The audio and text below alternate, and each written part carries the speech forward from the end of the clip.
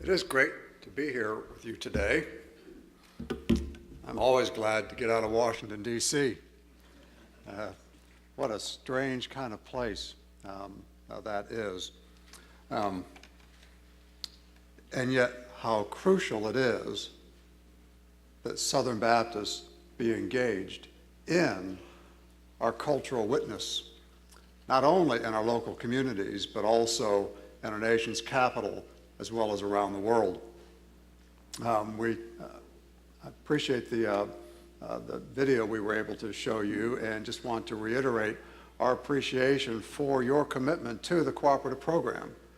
We are almost 100% supported by the cooperative program, and it's your gifts, and believe me, I know your sacrifice in those gifts that makes it possible for Southern Baptists to have this moral and cultural and political witness. And we're grateful for every single dollar that you send on beyond your ministries to make it possible for Southern Baptists to have a worldwide ministry. There are a couple things. I don't think they made it in your packets, but I wanted to make sure you had them. One is our legislative agenda for this year. We do one of these every year, and you shouldn't be surprised, I guess, that it expands by about a page every year. You know, few issues in Washington, D.C. ever completely go away. Every now and then somebody buries one, but they don't bury it entirely. They always leave a little bit sticking up out of the ground, so at any point they can come back along and yank it out and bring it back up. So we try to stay on top of as many things as we can, and this legislative agenda, which is, 10 pages, printed front and back, single-spaced, is just the tip of the iceberg. This is what I felt like if somebody asked, Barret, what do you guys do at the Ethics and Religious Liberty Commission? I felt like we better at least say this much. So as you look through that, understand these are simply the main things that we're involved in Washington, D.C., as well as across the nation and internationally as well, but this certainly isn't all of it. But this should give you a good idea of what your Ethics and Religious Liberty Commission is involved with.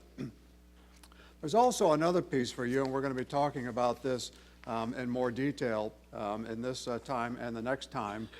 We thought you'd like to see this fact sheet that we created on the threat to religious freedom, the Obama administration's contraceptives mandate, probably more appropriately titled abortion mandate.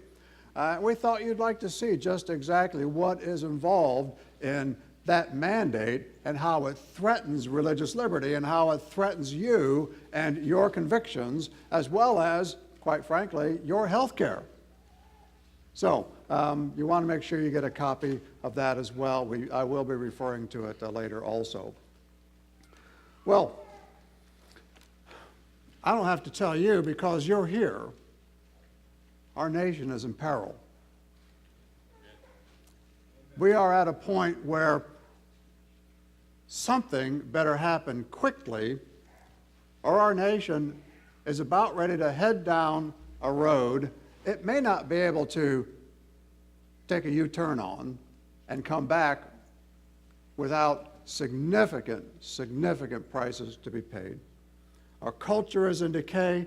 We are far from our founders' vision for this nation. Definition of marriage is under attack. Same-sex marriage is being advanced on every front. We're watching cases work their way through multiple federal courts at this time and are watching to see which one finally makes its way to the Supreme Court, because eventually, and not so far into the future, the Supreme Court will be deciding whether or not our nation can have a definition of marriage that defines marriage by God's values and God's standards, which is the union of one man and one woman. You may not know, not only has the Obama administration decided that the Defense of Marriage Act, which defines marriage for federal purposes, is unconstitutional. You likely know that, but you may not know they're also actively engaged in encouraging the courts to overturn the Defense of Marriage Act.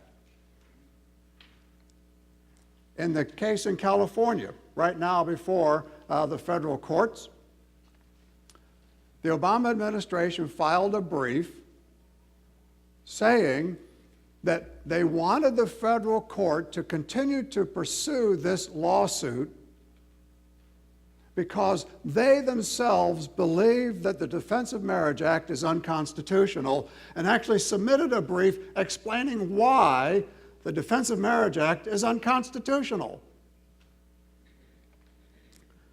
Now, how's that for defending the Constitution and upholding the laws of the land when the very people who have sworn responsibility to defend the laws of the land are actively engaged in encouraging our own federal courts to overturn the law of the land on our accepted definition of marriage?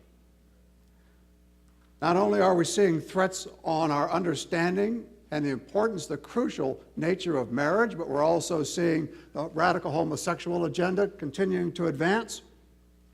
And we're seeing that in multiple areas in this country, including even whether or not religiously based organizations are going to be able to hire according to their faith commitments, and whether or not religiously based business are going to be able to determine whether or not they want to serve in certain ways the homosexual community, for example, providing counseling for homosexuals, or providing wedding services for homosexuals, or a whole host of other things where religious liberty and religious conviction is under assault in this country.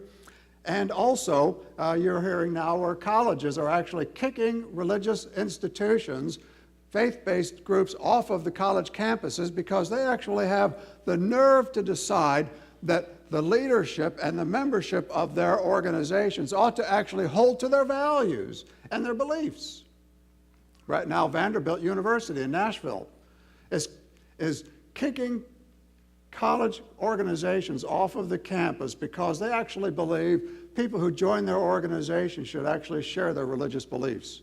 I know, it's a novel idea that somebody who joins your group should actually share your core values when it comes to religion, and yet not only Vanderbilt University, but many of our colleges and universities are making those very decisions, and they're telling groups that they cannot discriminate on the basis of religious belief who can join their organizations and still be part of the college community.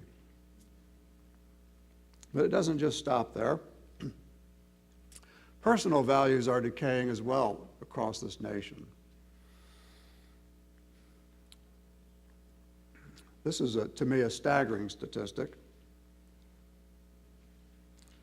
More than half of the children born to women under 30 are born to women who are single. More than half of all the children born in this country to women under 30 are born to women who are single. Now, that accounts for 2/3 of all the children born in this country. All the children born in this country, 2/3 of all the children born in this country are born to women who are under 30. Half of those are women who are single. Now, if you run the numbers, we have about 4 million live births in this country every year. 4 million live births in this country every year. By those statistics, we have over 1 million children being born in this country to single mothers. Nearly 33% of all of the children born in the United States today are born to single mothers.